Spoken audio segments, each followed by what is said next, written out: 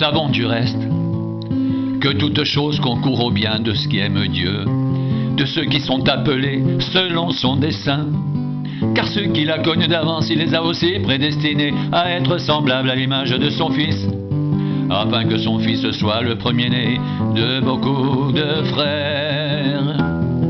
Et ceux qu'il a prédestinés, il les a aussi appelés.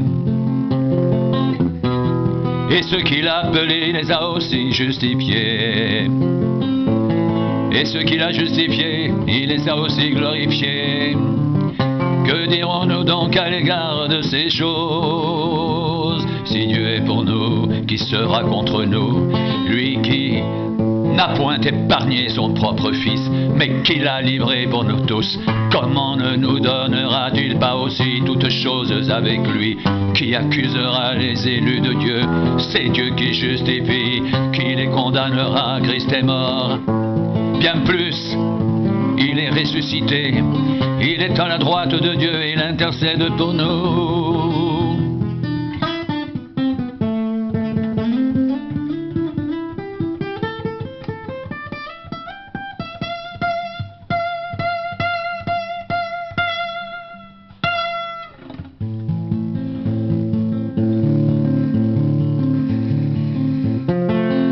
Qui nous séparera de l'amour de Christ?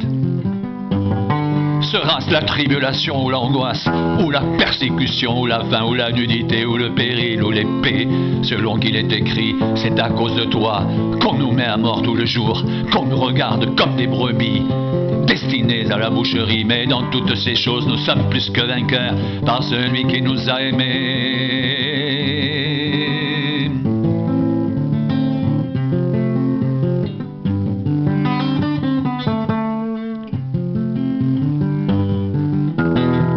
Car j'ai l'assurance que ni la mort, ni la vie, ni les anges, ni les dominations, ni les choses présentes, ni les choses à venir, ni les puissances, ni la hauteur, ni la profondeur, ni aucune autre créature ne pourra nous séparer de l'amour de Dieu manifesté en Jésus-Christ notre Seigneur.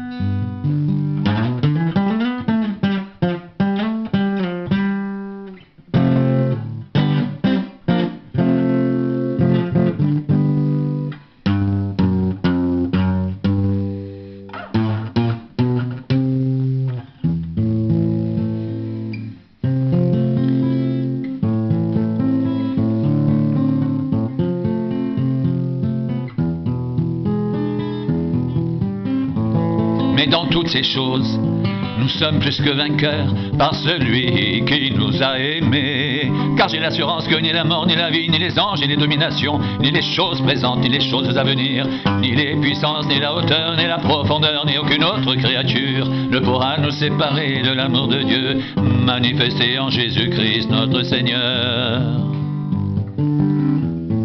Ne pourra nous séparer de l'amour de Dieu manifesté en Jésus-Christ notre Seigneur. J'ai l'assurance que ni la mort, ni la vie,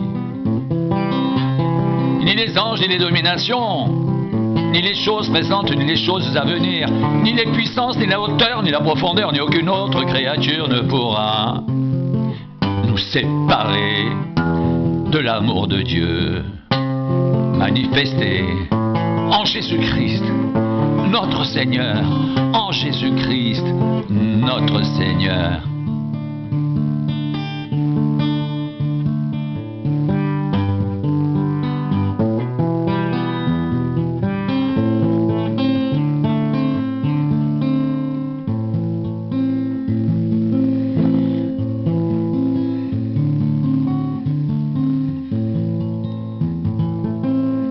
C'est à cause de toi qu'on nous met à mort tout le jour, qu'on nous regarde comme des brebis destinées à la boucherie.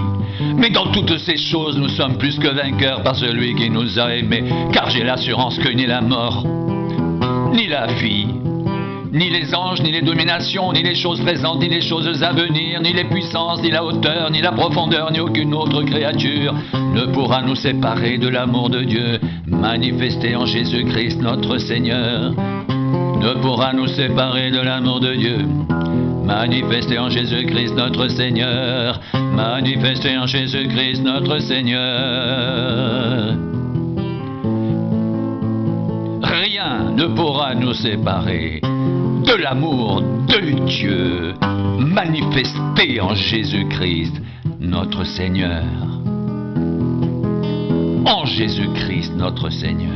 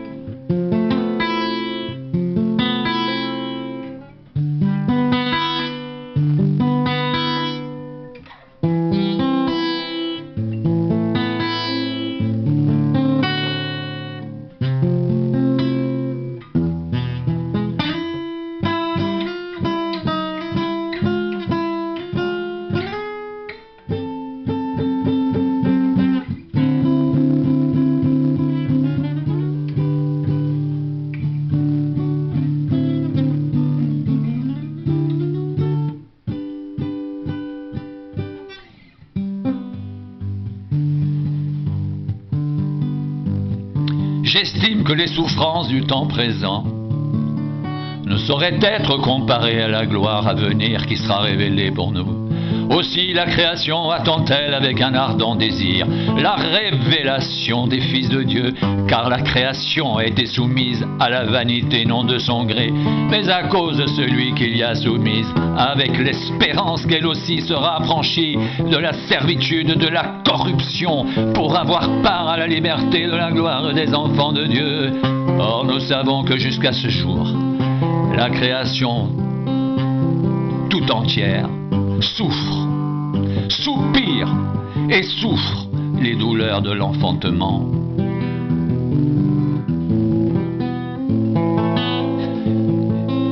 Et ce n'est pas elle seulement, mais nous aussi qui avons les prémices de l'esprit, nous soupirons en nous-mêmes en attendant l'adoption, la rédemption de notre corps. Car c'est en espérance que nous sommes sauvés.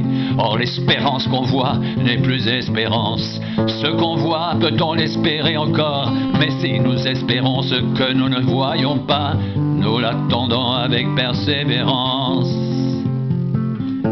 De même aussi l'Esprit nous aide dans notre faiblesse, car nous ne savons pas ce qu'il convient de demander dans nos prières, mais l'Esprit lui-même intercède par des soupirs inexprimables, et celui qui sonde les cœurs connaît la pensée de l'Esprit, parce que c'est selon Dieu qu'il intercède en faveur des saints.